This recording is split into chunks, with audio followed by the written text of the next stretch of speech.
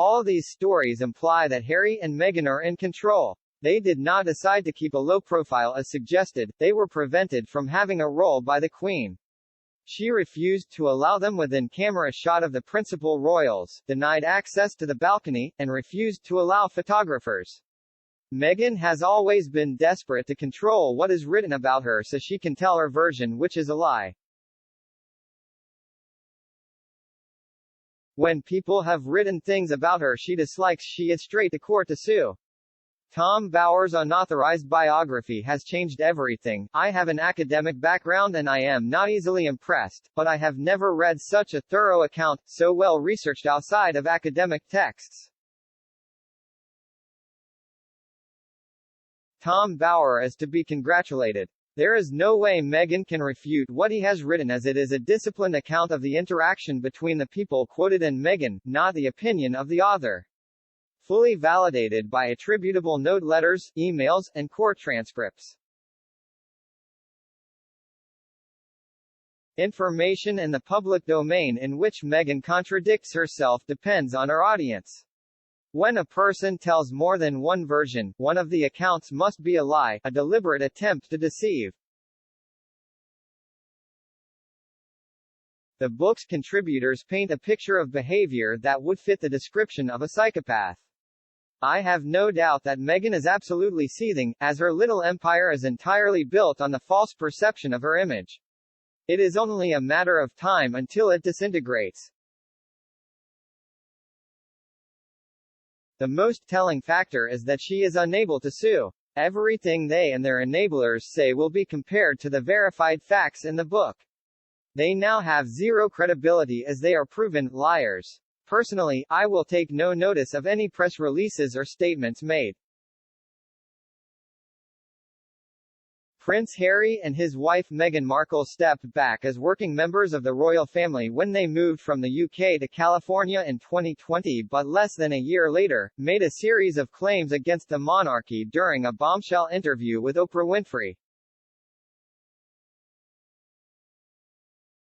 In June this year, the Duke and Duchess of Sussex returned to the UK together for the first time as they joined the celebrations for the Queen's Platinum Jubilee in June. They kept a relatively low profile and were not present on the Buckingham Palace balcony for the Trooping the Colour RAF flyover, but did attend the Queen's Thanksgiving service at St. Paul's Cathedral.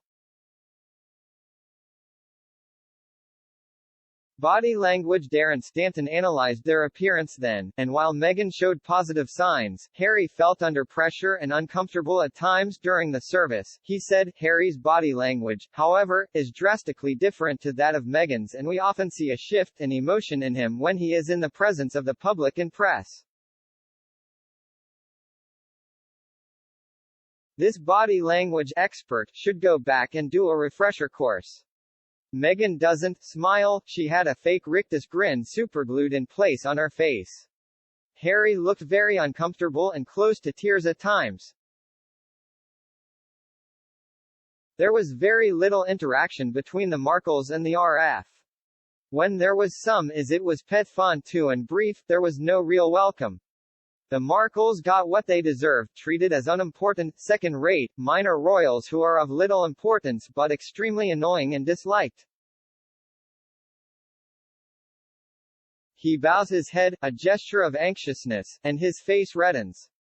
At the time, it was his and Meghan's first appearance in the UK since their decision to permanently move to Los Angeles, and it's clear Harry was concerned about the scrutiny the couple would face. His body position and gestures while in the spotlight suggested he felt under pressure and uncomfortable at times, despite the royal family appearing to embrace Harry and Meghan's return.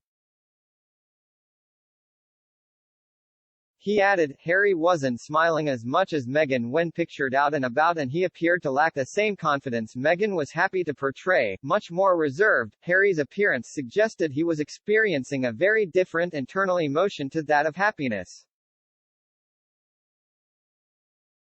He often looked to Meghan for reassurance, a common occurrence we have seen with the couple while attending public engagements. It will be interesting to see whether Harry feels more at ease when he returns to the UK next month, following the warm reception he received both from fellow royals and the British public in June, or whether he still has worries about being back home soil.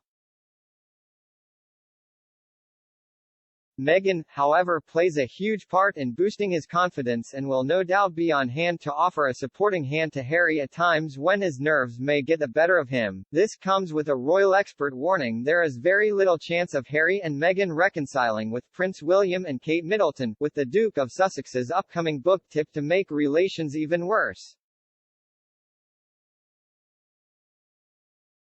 The Duke and Duchess of Sussex will visit the UK when they travel to Manchester for the One Young World Summit on September 5. Meghan, a counsellor for the organisation, will give the keynote address at the opening ceremony. They will then head to Germany for the Invictus Games Düsseldorf 2023 one-year-to-go event the following day, before returning to the UK for the Well Child Awards in London on September 8, where Harry will give a speech to attendees. It falls on the same week the UK's new Prime Minister is due to be announced and asked to form a government by the Queen, the 96-year-old expected to return to the capital from her summer break at her Balmoral to conduct head of state duties, meaning Harry could visit her.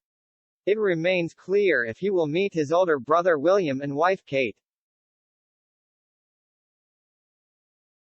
But Phil Dampier, an author and journalist who has been writing about the royal family for more than 3 decades, tweeted, "I can't see any chance of a reconciliation between the #Sussexes and the Cambridges until Harry's book is out of the way." Last year, Harry said the book would be an accurate and wholly truthful account of his life, adding, "I am writing this not as the prince I was born but as the man I have become. I've worn many hats over the years, both literally and figuratively, and my hope is that in telling my story, the highs and lows, the mistakes, the lessons learned, I can help show that no matter where we come from, we have more in common than we think. I am deeply grateful for the opportunity to share what I've learned over the course of my life so far and excited for people to read a first-hand account of my life that's accurate and wholly truthful." What warm reception did Dimwit receive? I heard the boos at St. Paul's and saw the filthy looks given to the gruesomes from the congregation. They were ignored by Mike T, and several other members of the RF looked mightily relieved when they were driven away. Wow, do you think they received a warm embrace from the RF and the British public? And where was you? Put on the row with minors who refused to move down to give them the aisle seats. The boos outside. They were acknowledged inside the cathedral and that was it. No one smiled. Harry understood she was an actress, and put a fake smile on as she kept touching her microphone. She was affected when she heard the boos, the smile slipped. Just for the record, they didn't keep a low profile. They were given their place, as non-working family members, i.e. pushed aside, which Meghan detested, hence the late entrance which she thought everyone would applaud because they made it, but to Harry's shame, everyone else thought was tasteless. Did you see the live service and the many pictures of their entrance to the cathedral? No one in the audience was watching them walk to their seats was smiling or looked glad to see them. A great many looked quite disgusted that Harry and were even there. Very telling about the tempo of the audience as a whole, not just the RF. So much for this body language expert. If he thinks that the royal family embraced Harry and Meghan's return, then he must have been watching a different Jubilee. Also, Meghan wasn't more positive, she just puts on a braver face than has been. Following the warm reception he received both from fellow royals and the British public in June, or whether he still has worries about being back on home soil, you know this Darren Stanton dude is a fake. Warm reception from the royals and the British public? No one in the royal family spoke to them. They have relegated to second row Harry and Meghan. The public royally bored them not just one but twice, as fake as Judy James, Sunshine Sacks PR fail.